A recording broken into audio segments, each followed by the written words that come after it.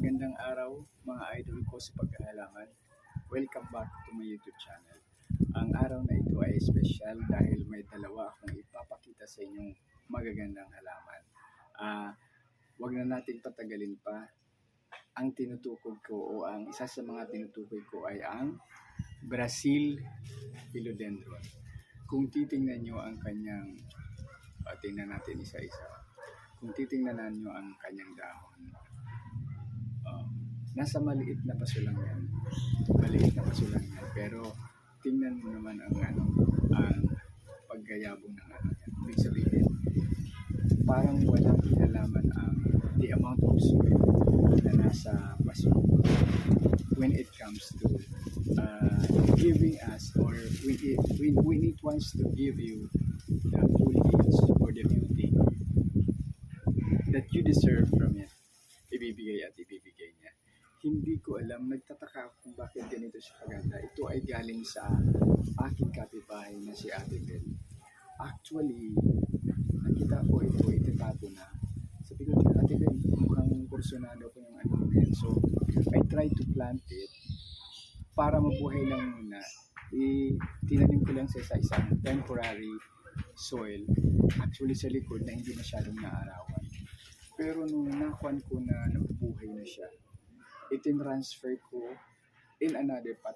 So, ang lumalabas na pang third pot na niya ito. I wish to actually divide this. Kasi, ayan ang ganda oh.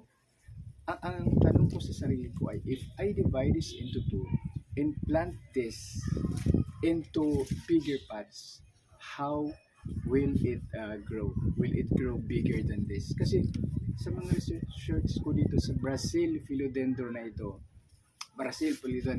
na nag-originate automatically or generally, siyempre, dahil Brazil Philodendron ito, nagmula ito sa Brazil, di ba?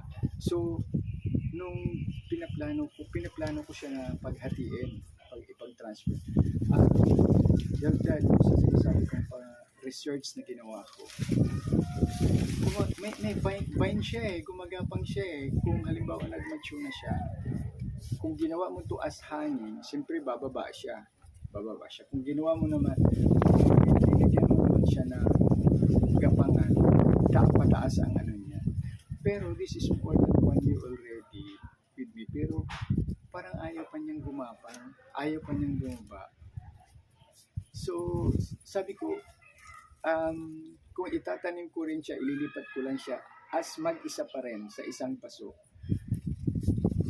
Lalaki rin kaya pa rin ang dahon niya. Kasi, ayan, variegated niya siya halos. Ito yung mga isa sa mga nire-reserve kong episode for this planted dahil napakaganda. So, ang mahirap lang nito pag naglagay ka nito sa loob ng bahay. Mag-isa lang siya. So, kaya nga necessary na it's either na you divide it now and then plant it to a bigger pot, or you divide it in the same pot na maliit lang. Kasi imagine yung lupa niya kukunti pero yung foliage na binigay niya is sobra-sobra di ba? Ayan. Kaya niya akong takpan, kaya niyang takpan ang camera dahil sa ganda niya. Ang pangalan nito ay Brazil Philodendron. Napakaganda. Di ba? And then, another plant na tinutukoy ko na sobra din akong sinurprise dahil sa ganda ng kanyang pagdadahon ay itong Sansevieria Hyacinthoides. Yun, Hyacinthoides. Another name for Sansevieria Hyacinthoides ay African bowstring hemp. Yun. Na-surprise ako dito kasi may binigay sa akin to ni Marge naman. Patapon na rin siya ngayon. Nung nilipat ko siya, na-surprise ako kasi yung naging shoot niya or yung naging baby niya, yung bagong halaman na umusbong sa kanya ay mas malaki pa sa kanya. At unlike other Sansevieria or snake plant na mga alam natin na nakikita natin dyan, once na magkaroon na siya ng panibagong halaman, tuloy-tuloy ang paglaki niya, as in less than 1 month, masusurprise ka kung gaano siya kahaba ang itinaas niya. Kasi minsan yung ibang snake plant ko, yung tinanim ko, yung hiwalay, medyo naiinip ako dahil talagang ang tagal niya tumubo. Pero ito, sobrang bilis. Ayan o. Ayan o. Kaya nga, ito, sa ngayon, ideal na nasa puti siya. Actually, itong puti na ito, second, na ito, may inalis na ako rito kasi it's either na hindi niyo pinrove yung work na sa plant. So, tinanggal ko or I transfer it to another, I transfer the plant to another pot. So, yun nga, dalawa ito. Ito pa yung isa. Diba napaka-overwhelming? Ang laki, parang giant din siya eh. O, sige, tatakpan niya ako. Anyway, ito rin yung just like the other one. Mas, ito naman, surprise dahil nung itinanim ko ito, mas spacious yung puno niya. So, tinaniman ko muna siya ng, anong tawag doon? Wandering Jew. So, I was concentrated on Wandering Jew. Sabi ko, ay talagang lumalagpas na naman yung haba nitong Wandering Jew. So, suddenly, nagbakasyon lang ako ng Holy Week sa probinsya, di ba? Pagdating ko, ito na yung inabutan ko. Nagtataka talaga ako. Sabi ko, sobrang laki naman. Hindi ko man ito nakita. Nag-umpisa as mag-iit eh. Oh. Ngayon, ipinasok ko na to. Di ba sabi ko kanina, ang laki ng space. So, tinaniman ko muna ng snake plant.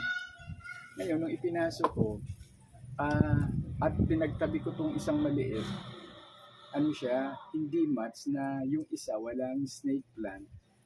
Samantalang ito may snake plant. So, parang hindi sila match. Di ba sanay ako sa balance dapat. Dapat balance.